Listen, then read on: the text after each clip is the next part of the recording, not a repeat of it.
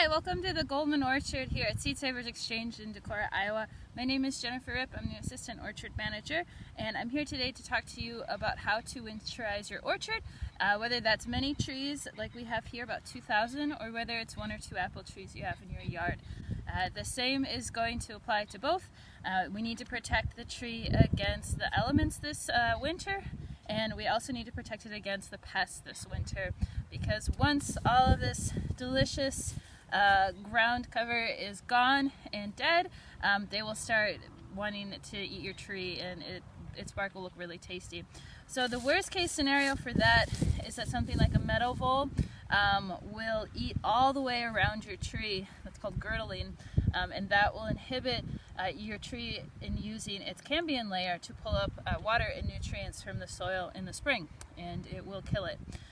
So winterizing your trees are good because it's also the last time to really check in with your tree and give it kind of just a really nice one over before you put it to bed for the winter. So that includes cutting these water sprouts here just to kind of get a smooth surface to be able to put a wrap on. And also I'm going to dig up around the base of this tree in order to have the guard have a nice loose soil base to sit into versus a heavy layer of sod, which is what we have right now. So the reasons to protect your tree and what you're going to be protecting it from, as I mentioned, are the elements. So that's going to be for us most specifically something called sun scald. That happens when the angle of the sun in the winter is pretty harsh, pretty low, different than the summer when you also have a lot of foliage to protect that bark. Sun scald happens for us in North America from the southwest, so it'll be on the southwest side of the tree, which this tree has some of it, and it's seen as this cracking. And this happens when during the winter months, when the sun angle hits the bark, it actually activates the dormant cells in the bark, allowing them to think that it's summer, but then the harsh winter freeze comes at night and actually explodes those cells and kills them, and that's going to have this like cracking all around there, and it's not a good sign for a tree. It might not kill your tree, but it's definitely something to be avoided. So for that, we use something reflective usually, or anything that will really block the sun for its more sensitive parts. We're using this plastic from Forestry Supplies. These are pretty cheap as compared to a lot of other tree wraps, and they have a pretty wide range of uses as far as the diameter of your tree goes. We also use this corrugated plastic. It's a little bit thicker. We found that this helps really well also to guard against the occasional weed whip and whatnot incident as well.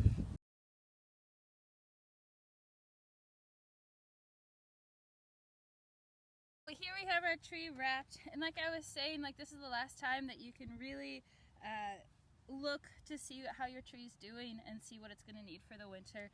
That includes borers. If borers are a problem in your area, this is a great time to give the trunk of your tree a final check to make sure you don't have any larvae living in there. And if you notice, I try to pile up a little bit of dirt kind of on either side of this. Not too much. You want to make sure that you start wrapping the tree where the roots start to flare, and kind of you need to compensate for that a little bit when you do your wrap this way.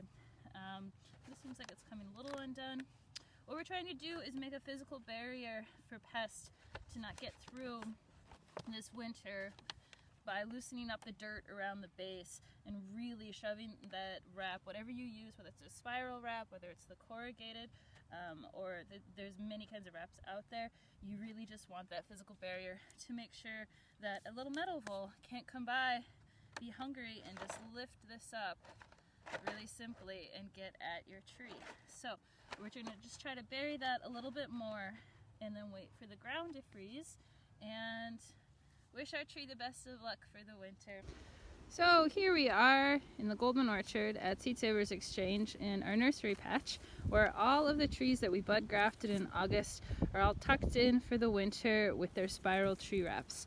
Now spiral tree wraps work well for trees this small because we know we're going to take them off in the spring, check to see if the bud grafts took, and then hopefully plant the trees out into our orchard for the years to come.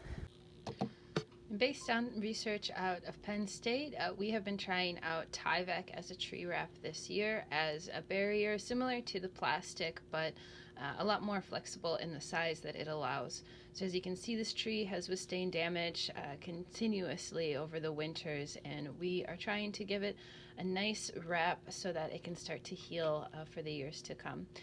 Our volunteer Martin from Green, Iowa is just going to staple up the side, and as you can see, you can kind of cut to as large of a size as you need to. We'll come around after to add pea gravel to the bottom of that in order to act as a barrier and also to weight the Tyvek down. I don't recommend this for really windy areas, as it can kind of affect the seal at the bottom if it tends to blow out of the pea gravel, but it's a good option. Here we have our volunteers from Green, Iowa putting a nice thick mulch on top of our paper to suppress the weeds.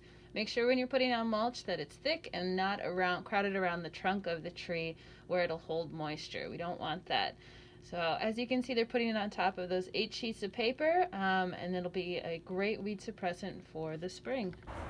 Okay, we're here to work on the orchard today and make sure our trees are ready to go through winter. Earlier in the fall, we put down some mulch. This is wood chip, and it's been put down over a layer. It's got 8 layers of newsprint. And we find that you can put that right down on top of turf, put some mulch on it, and it'll smother it out. So it's a good way to combat weeds around your tree. The next step around the trunk of the tree is rodent protection. This is a grow tube, but we can use tree wrap, the little spirals, or the paper wrap. Those have to be in firm contact with the soil or even buried a little bit. But that's to keep the mice and meadow voles from eating the bark off the trunk. I've seen a lot of trees that were ruined when the voles got hungry in the winter and they made a nest there and they just eat the bark and the tree's gone then. The other thing that really loves to eat an apple tree, at least around here, is our white-tailed deer. They're pretty thick. In fact, there's droppings right here on the ground around this one today. So I like to put a piece of fencing around the tree. This one I've got off the ground because I find that with the tree wrap on there, they don't go under. You could drop this down and put a second one on, but this is just an old piece of farm woven wire. 3 fence posts. I one time put a single fence post with a big loop around it, and I found that the deer could push it aside until they could get to these twigs. They like to eat the tips of these branches, and that's, you want to do the trimming on your tree, not the deer. The trouble with these individual fencing devices is that I can't get in there either, and I'd like to get in and trim my trees or work on them, so they're a little bit limiting in that way. A good solution to that would be to put a more permanent perimeter fence around your whole orchard. That way you can go inside, work on your trees, and the deer are kept out.